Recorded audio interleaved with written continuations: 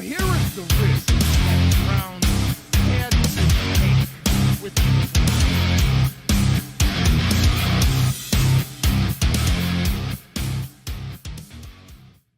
I love you, Cleveland.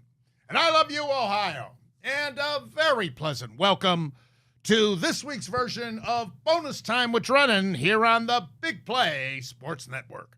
Hi, I'm Bruce Drennan along with Ryan Smith. Welcome to this week's show. It's going to be a lot of fun because we've got so much to cover. The start of the baseball season. Play ball, batter up. Can hardly wait. We've already given you the divisional predictions for the National League West and the National League Central because we did that prior to the opening of the season in Tokyo with the Cubs and the Dodgers. So we'll cover the other four divisions, one for each segment, in four different segments today, but indeed here in the first segment we've got a lot of territory to cover. And first of all, Ryan, how you doing? Welcome. Good to see you again, pal. Bruce, I don't think I could ever put a frown on my face today, even if I tried. So much going on. Basketball is in the fruit of it, getting to the Sweet 16. Baseball is literally, as we're taping this, one day away. I mean, this is the perfect time of the year. Yeah, and I do want to cover the Cavs before we get things going here with the NCAA and the baseball. Cavs coming off a victory over Portland, concluding the West Coast swing, 122-111. Garland with 27 points, Mobley 21 with 12 boards, and off the bench, Jerome, 25 points. No Mitchell because of the groin, but he'll be fine. Sunday, of course, the Cavs defeated Utah. Last Friday, Phoenix defeated the Cavs. And last Wednesday night, which was the evening of our last taping of our show, Sacramento was victorious. So, in other words, the Cavs are 58-14. Boston's 53-19. I'm not worried about Boston catching the Cavs. I'd be shocked. That would be catastrophic. And I just don't see it happening. The Cavs are just too good. But Oklahoma City is 60-12, and now with that two-game lead over the Cavaliers, if indeed the Cavs are fortunate enough to win the East and face Oak City, I don't like the fact that we have relinquished home court, at least for now. There's 10 more regular season games, but I'm optimistically thinking, Ryan, I want that home court throughout the playoffs, including the championship.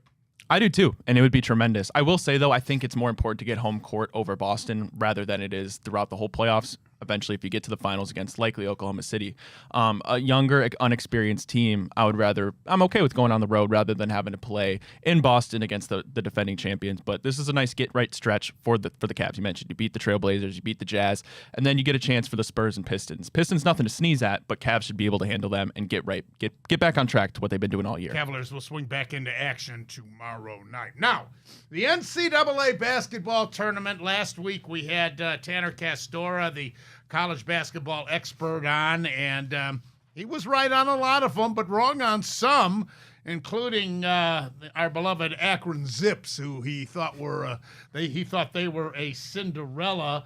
Of course, it didn't turn out that way, as Akron was defeated by Arizona soundly, 93-65. So Arizona advances. I want to start, though, Ryan, in the South, where Auburn has done what they were supposed to do with their first two victories, including an impressive 82-70 victory over Creighton. And Creighton was a team that Tanner had talked about as a sleeper, a great big team that had won a lot of games, but it was not to be against the number one seed Auburn. Yeah, you mentioned both. The one thing I will say about Auburn, slow starts to both of those games. You did end up taking care of the 16 seed, but going into halftime against Creighton, it was tied, Bruce. Bruce Pro got his guys right. They pulled away in the second half. Now, that's fine, but then when you're looking ahead to their next matchup, I don't think you can have that slow start against Michigan if you want to advance. Yeah, and that was actually Tanner, I believe, predicted that Michigan would win this regional. He did. So he's thinking that Michigan is going to beat Auburn. We shall see. Auburn's awfully good, but Michigan took care of business against A&M with a 91-75 victory. Mississippi defeated Iowa State. They'll play Michigan State, a winner over New Mexico in their second game, 71-63. I gotta like Izzo and Mississippi in that one. Do you not? I do as well. I think they're going to win that game. And Ole Miss, coming in the tournament, a lot of people actually had North Carolina beating them. There were questions whether North Carolina should have been in the tournament in the first place. But here we have another SEC team exceeding expectations and looking to move on to the Elite Eight. That takes us down to the West Regional, and Florida knocking off the defending champion UConn Huskies, 77-75. I'm sentimentally cheering for Florida. I like the team. I like what this coach has done with them, bringing them back to national prominence. I like the fact they're so deep. But if they don't start making their free throws, they're not going much further, I'll tell you that. I give UConn all the credit in the world for taking them to the brink in this game. And then after Florida had overtaken them, Florida still tried to give the game away. How long did the last minute, let alone 30 seconds, let alone 10 seconds of that game actually take? Bruce, I was watching it, and then once you mentioned that late pull away, I was like, okay, I'll switch over to the next game. And then I look at the bottom of the scoreboard, and I'm like, they won by 2? I had to go back and watch how that happened, but you mentioned credit to Dan Hurley. I mean, winning back-to-back, 3 was a long shot, but to get to that point where you were right there, almost knocking off the 1 seed Florida, good for them and good for Dan Hurley. Yeah, and then moving on, Maryland with a buzzer-beater victory over Colorado State, 72-71. So Maryland in the Big Ten, 1 of 4 that makes it. 7 Southeastern Conference teams made it to the Sweet 16. So now Maryland against Florida. And hopefully, if you're cheering for Florida, it's a wake-up call for them. They'll beat Maryland. I think they will. It better be a wake-up call for them. And if I'm the coach, I'd have them at the free throw line till 4 o'clock in the morning practicing. Texas Tech and Arkansas beating St. John's. How about that? Calipari over Patino. Boy, if you're Patino, stick your head in the sand and be humble. I'll tell you what, watch out for Arkansas. They're a feisty team. They made St. John's, I think, look bad, Ryan. They did make them look bad, and that was the not going into St. John's into the tournament. A fantastic defensive team, but they go through too many stretches of not being able to put the ball in the hoop. They couldn't put the ball in the ocean against Arkansas, and credit to Arkansas. They had a couple chances earlier to really pull away. St. John's hung in there, but ultimately, they played with heart, and good for Calipari. And I know all those Italians watching that game, they didn't know who to root for, but Calipari's going back to the Sweet 16 with, I believe, his 4th or 5th team. Let's go to the East, where Duke, of course, prevailed over Baylor in their second game, 89-66. No contest. They will play Arizona. I mentioned Arizona beat the Akron Zips and then defeated Oregon. So Arizona's up against Duke.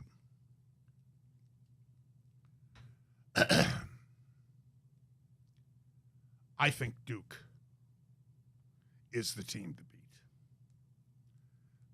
Those 2 big centers that he can rotate, Shire, those wingmen at Knebel, they're 6'6". The guards are 6'6". Plus, a great point guard. And then you've got a guy by the name of Cooper Flagg, who I cannot believe is a freshman. I mean, this guy ball handles like a point guard. He passes.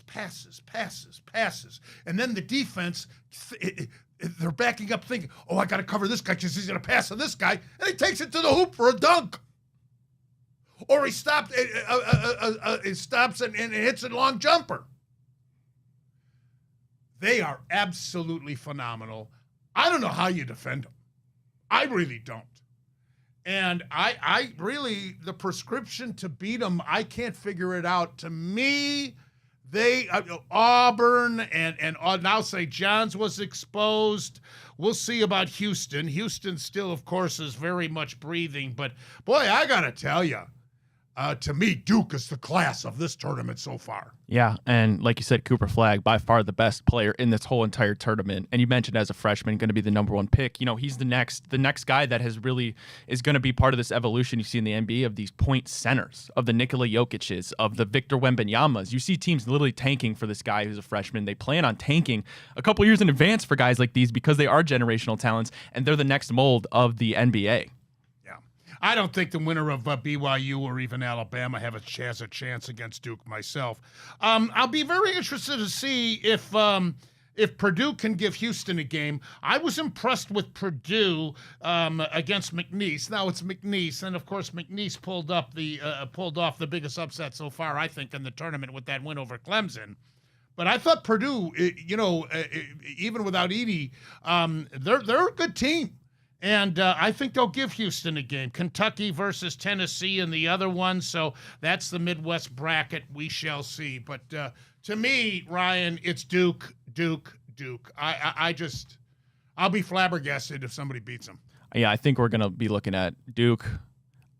Auburn has been a little bit inconsistent for me to say, but I think that, I mean, this isn't me going on a stretch or anything, but you can see the clear best three teams in this tournament are Duke, Houston, and Florida. Yeah, and next week we're going to have Tanner back on to bring us up. We'll be down to the Final Four by then. So with the Sweet 16 and the Elite Eight being completed this coming weekend, we'll have Tanner on to bring us up to speed. We'll have him on for a couple of segments, cover the whole tournament up to now, and then preview the Final Four. All right, now I want to conclude the first segment before I start getting into the divisional predictions in baseball. Lamar Jackson is going to be the quarterback of the Baltimore Ravens. Joe Burrow is going to be the quarterback of the Cincinnati Bengals.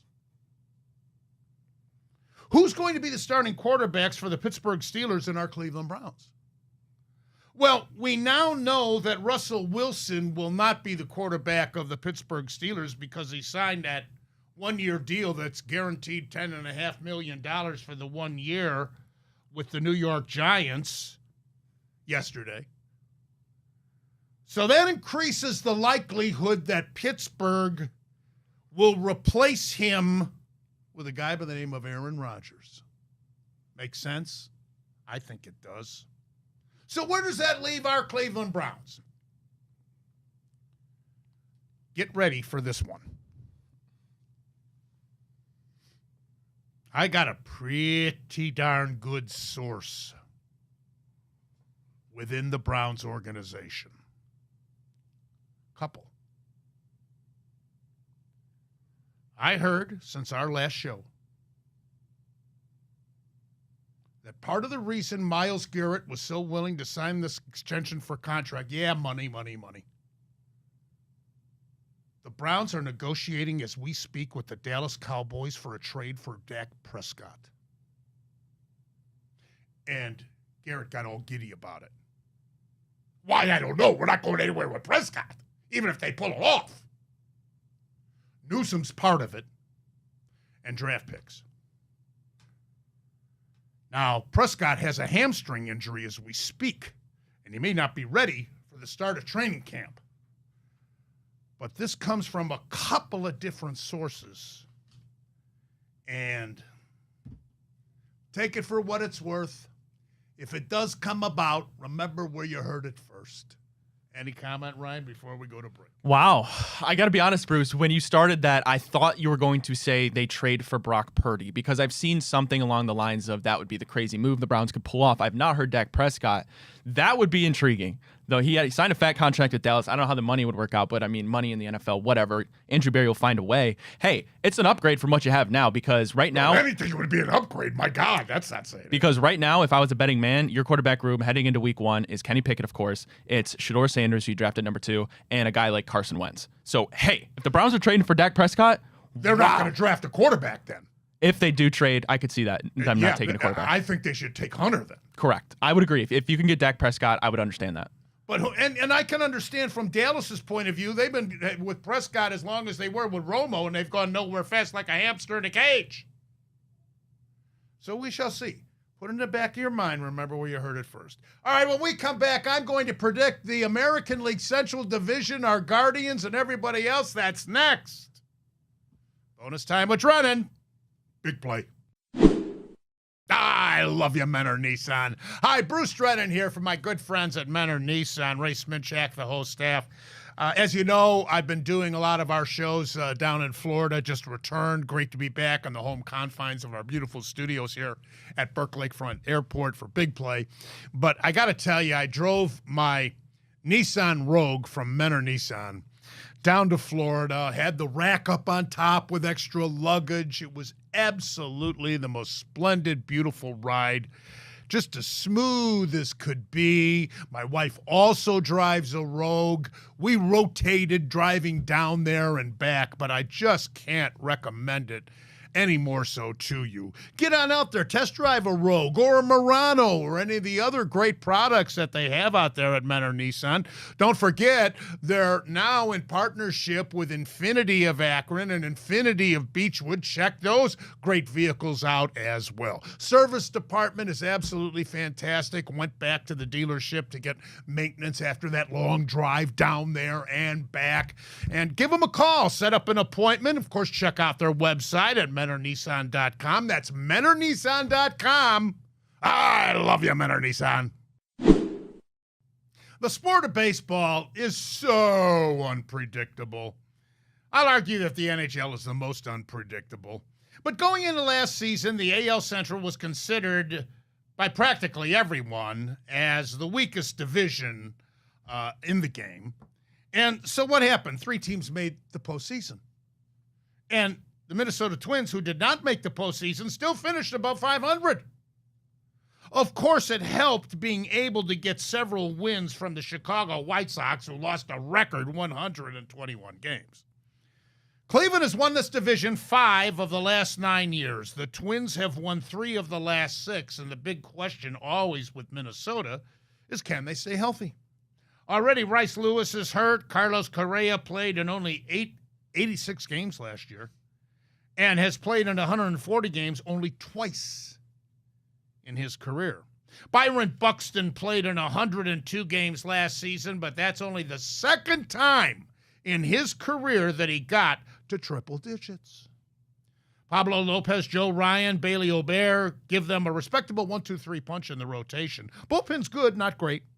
But until they prove they can stay healthy from start to finish, I can't see them finishing any higher than 4th. Now, through August 10th last year, the Detroit Tigers were 55-63. After that, they went 31-13 to qualify as a wild card. Can they carry that momentum into this season? Well, it certainly helps that they have a championship manager in A.J. Hinch.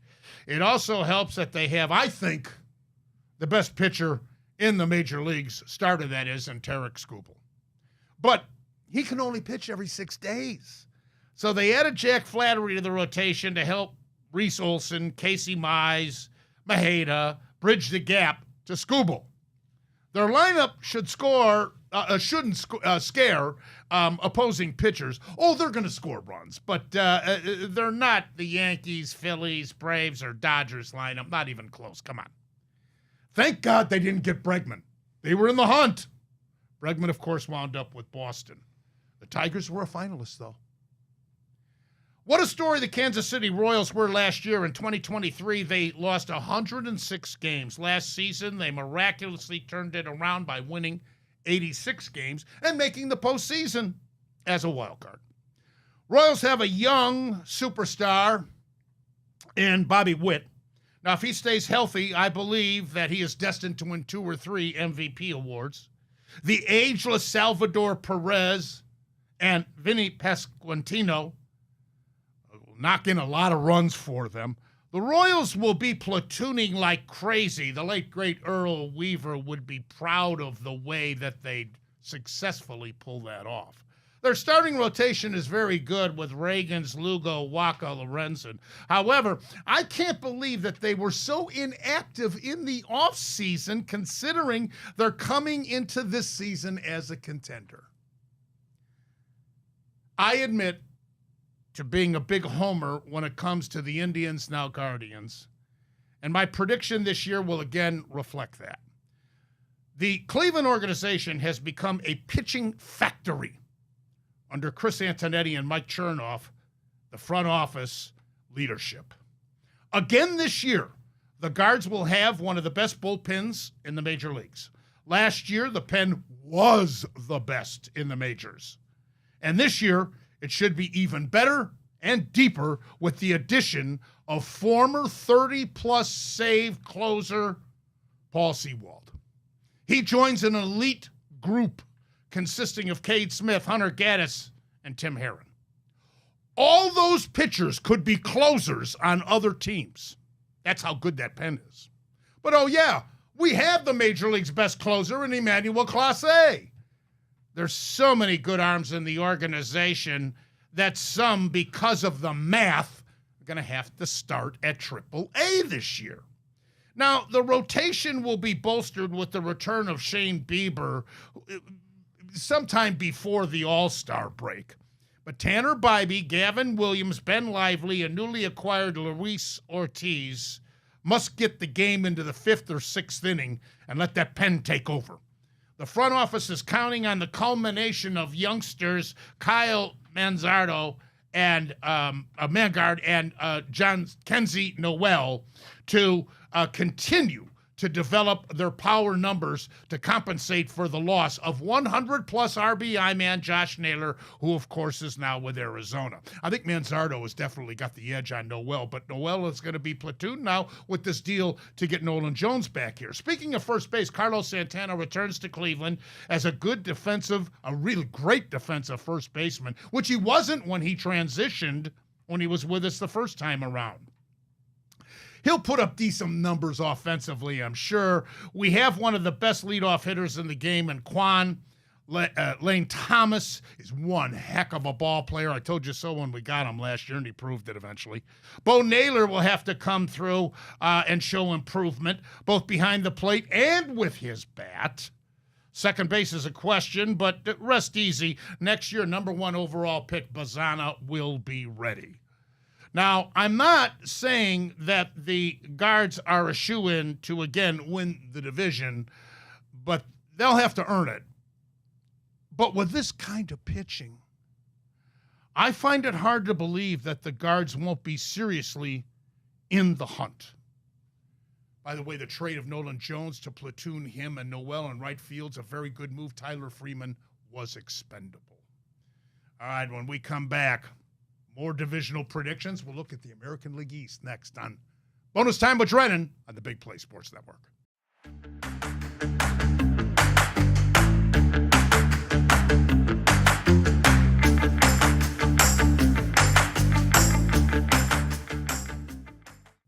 Many New York Yankee fans were very upset at the front office for not giving Fort Knox to Juan Soto to keep him in pinstripes.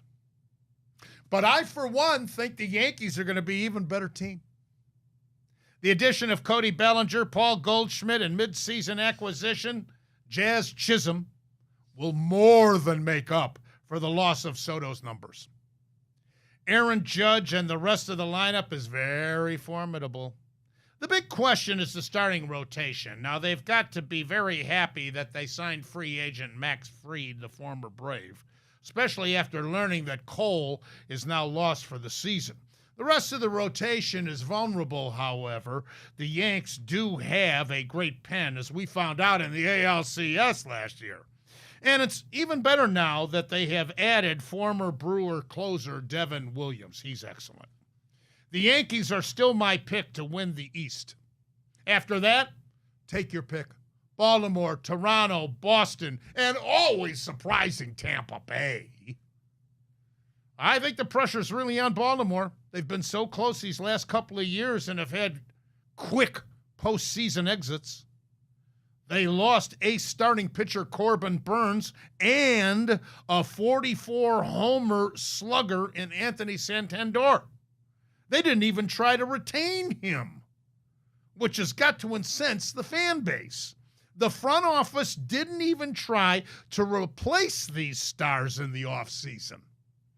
I feel the Birds are going to take a big step backward this year. I can't see them competing for the division or even qualifying as a wild card. Now, speaking of pressure, there's always pressure on the Boston Red Sox to better their arch-rival Yankees. That goes without saying. And they might just be good enough to win the division and do just that this year. On paper, the Red Sox improved as much, if not more so, than any team in the major leagues during the offseason.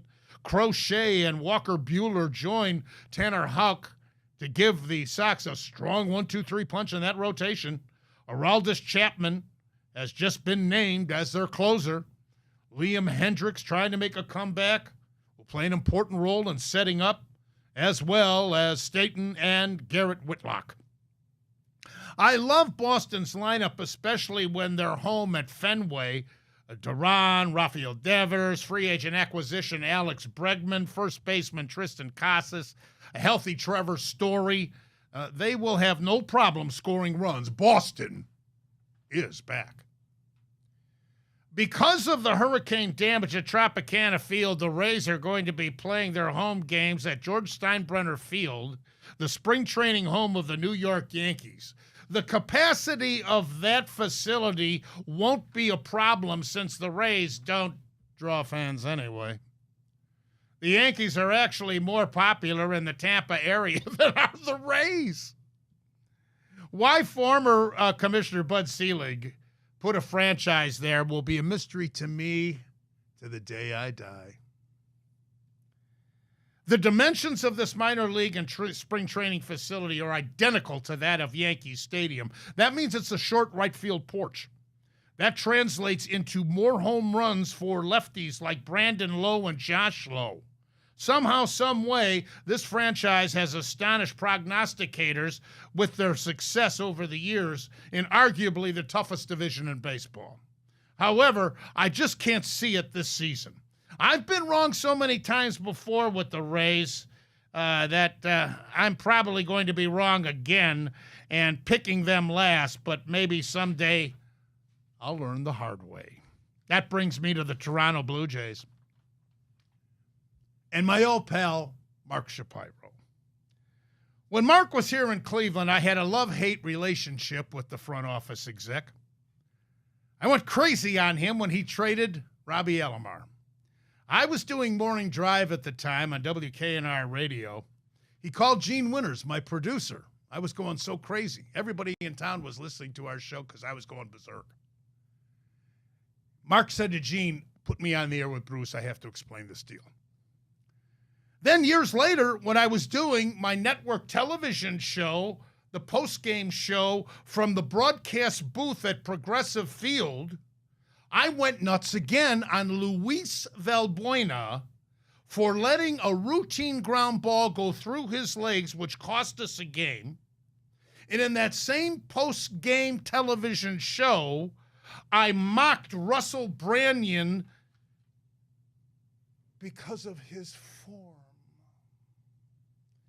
his swing, so beautiful. But he couldn't hit a baseball if he had a telephone pole. After that performance, by the way, Mark wanted to get me fired. But after reviewing the tape, owner Paul Dolan declared, I'm not happy that Bruce felt obligated that he had to rip our players like he did, but I don't think he went over the line. By the way, shortly after that, the Indians got rid of both Valbuena and Branyan. The best Shapiro-Drennan story may have been when Mark held a press conference announcing that he was leaving Cleveland to take over baseball operations president for the Toronto Blue Jays. After Mark made his opening comments, he opened it up for questions, and I immediately raised my hand, and he acknowledged me, and he said, Drennan, you got to be the happiest man, not only in town, but on the planet, that I'm leaving. The press room erupted in laughter. And I talked to Mark after the press conference, and we shook hands, laughed, and I wished him and his lovely, wonderful wife the best. Unfortunately for Mark, he succeeded Anthopoulos as baseball head in Toronto, where Anthopoulos was very popular there. Mark brought former Indians farm director Ross Atkins with him to be the GM. The Jays have underachieved every year since. In fairness to Mark and Ross, it's very tough to persuade players to relocate to Toronto, Canada as their new season home. Mark and Ross have certainly tried, including this offseason. They tried to sign Alonso, Corbin Burns, Max Fried, and yes, even Juan Soto. Last year, they tried to get Ohtani, and they struck out. They did get free agent Santander from Baltimore and acquired Andres Jimenez in a trade with us. I actually think Toronto's going to be a playoff team this year. I do. Bichette, Guerrero, definite MVP candidate along with Santander. Give the Jays plenty of punch. The question is pitching. Gausman, Barrios, Max Scherzer, Chris Bassett have to come through along with the pen. I can see Toronto, Boston, New York all making the postseason. Next, the National League East. Our divisional predictions. Bonus time with Drennan. Big play.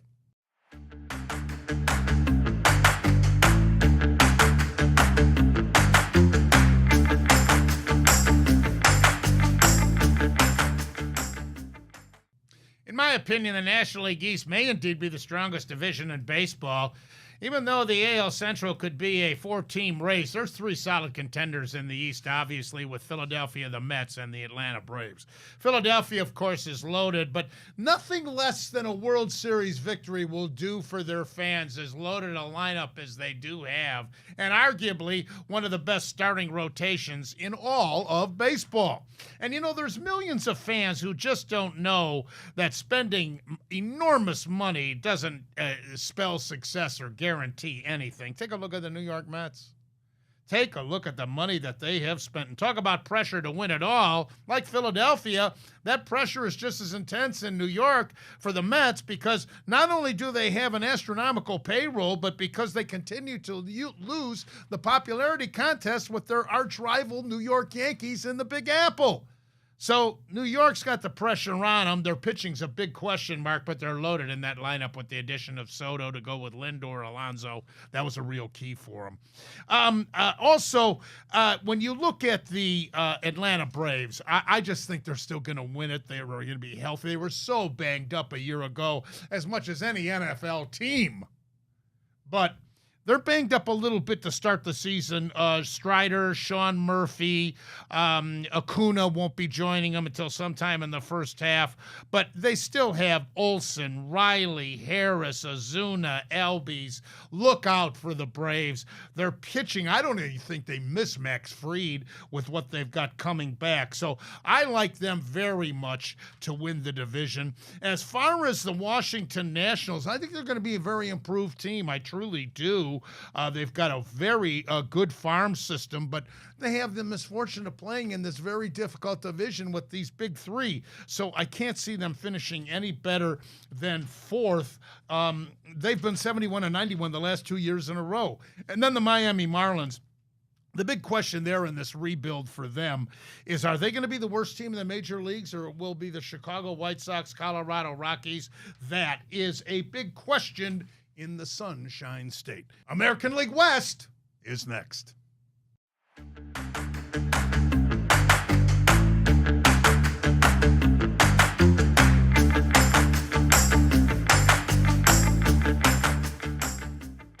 Can the Seattle Mariners pitching carry them from start to finish in this upcoming season? That's the big question mark for them.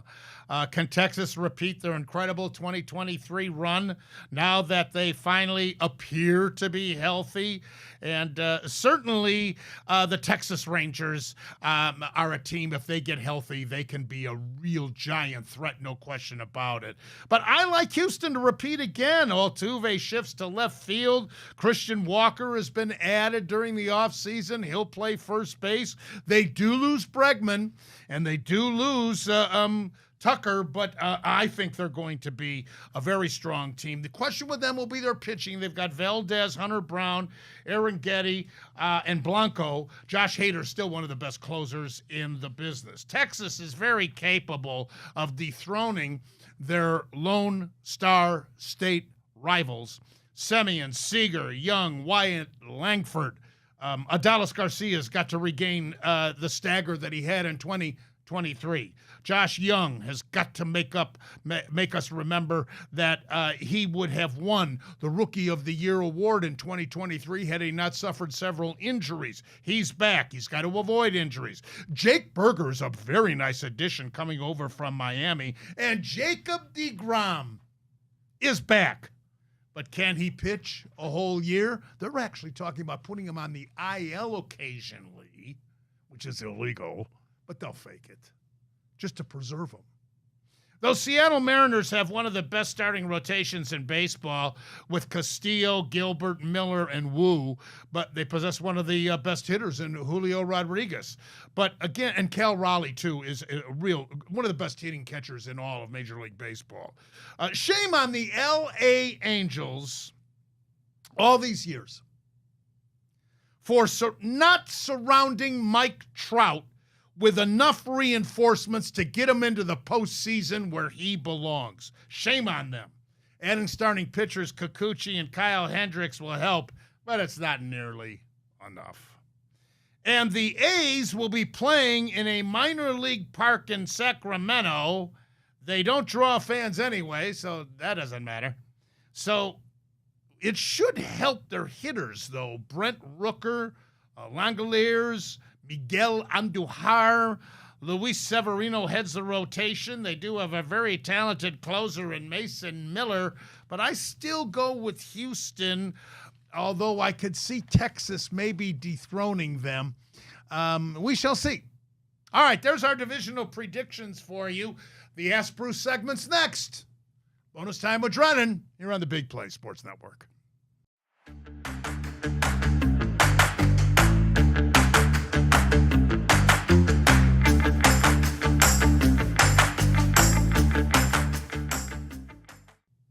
All right, you heard my predictions. I'm sure you have disagreements somewhere along the line, Ryan. Well, actually, Bruce, before we ask you the questions, I wanted to ask you a question of my own, if that's okay. I noticed when we were previewing the AL Central, you got the Guards on top. You know, a lot of people flip-flop between the Royals and the Tigers and, of course, the Twins. I didn't hear a mention of the Chicago White Sox. Are they still a team? Well, isn't it obvious why I didn't mention the Chicago White Sox? They lost 121 games last year. I mean, the only question is, are they going to lose more this year? I did mention at the end, if you noticed, the question, when you talk about Miami Marlins, who's going to be the worst team in the majors? Them, the Colorado Rockies, or the Chicago White Sox? My money's on the White Sox. Alrighty. Hey, Bruce, where does MLB... especially, I talked about the Mets with the pressure on them with the Yankees, especially because the Cubs are being picked by many to win the National League Central. And, the Chicago popularity contest has never been in question. Never. Alrighty. Hey, Bruce, where does MLB opening day rank amongst your favorite sports on the calendar? Oh, it's great. It's not just about baseball and those of us who adore the game. Name me another sport that when you're on defense, you have possession of the ball. No clock, although we got a clock now with a pitch count. But name me another sport where you don't end the game with a clock. So many nuances about it. The tiniest of ball with this wooden thing that you couldn't believe could make contact at all with it. Ball doing this and that, 100 miles an hour. But I do think that it's more than that. It's springtime, especially growing up here in the North, the Midwest. So it's so much more. And football by far is the most popular sport in our country. But you still can't beat summertime at a major league game. Alrighty, hey Bruce, if Nolan Jones works out and everyone else is productive, where does David Fry fit into this lineup once he's healthy? It'll be like making a trade and not having to give up anybody, won't it? Just like when Shane Bieber comes back, and that's a big plus if indeed he can regain some of his form from the past, which he showed at the beginning of last year with those two starts before he had to be shelved. No, I think Fry, and that's why part of the reason is why Freeman was expendable in getting Nolan Jones to hit against the righties with Noel to hit against the lefties, because they both struggle. Jones struggles against left-handed pitchers and Noel struggles against right-handed pitchers. So I think it's a great move, and I hope it takes the pressure off Jones, who really looked good 2 years ago when he first went to Colorado, struggled like crazy last year. Alrighty, hey Bruce, do you expect Jonathan Rodriguez to get any bats versus right-handed pitching, or do you think he's mainly just going to DH against left-handed pitching? And probably pinch hit a lot too in late innings. I was a little surprised by that. Congratulations to him for making the 26-man roster, and I look forward to seeing him in that role. Yeah, he's going to get some DH responsibilities. Carlos Santana's not going to play first base every game. Manzardo's going to be there too. So I think that Rodriguez is going to be interesting to watch. He's got a good bat. Hey, Bruce, what are your overall thoughts on the Tanner Bybee extension, and how important was it for the club to get this inked? You know, the front office, with limited cash as a mid-level market team, has done a pretty good job in locking up guys like that. Bybee, remember Corey Kluber originally, now Bieber, certainly Jose Ramirez. They've done a good job over the years in locking up players like that. They get criticized. They're not going to get any credit. They still think there's still fans that think that Sabathia it was going to stay in Cleveland. He wasn't going to stay in Cleveland. Some of these, Lee was another one. They were all going to flee eventually for the big money. Alrighty, hey, Bruce, who do you think is most likely to have a breakout year out of Kyle Manzardo, John Kenzie Noel, and Bo Naylor? I got to think Manzardo. He's shown the most promise in spring training. Not that that means much, but it does mean something. And I think Manzardo has the most upside and potential of all of those guys. So I'm looking for Manzardo. But we need Bo Naylor to improve, as I said, both behind the plate and at the plate with the stick in his hand. Alrighty, hey, Bruce, it was reported that the Browns are potentially now open to trading back in this year's draft. Would you be upset if they do so? Yes, especially if there's any truth to the rumor that I sprung on you early in the show, if they're negotiating a trade with Dallas to bring in Prescott. If they can pull that off, then they got to take Hunter at number 2. What's the point of taking Sanders? Because there's a lot of people that aren't convinced that Sanders is going to be a franchise quarterback anyway. And it looks like Cam Ward's going to Tennessee, does it not? That's all the time we have for this version of Bonus Time with Drennan. I'm Bruce Drennan on behalf of Ryan Smith. Hope you enjoyed the show.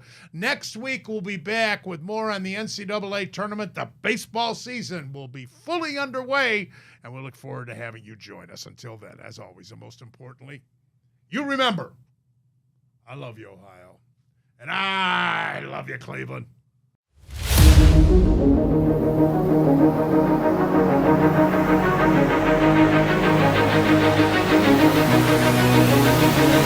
Thank you.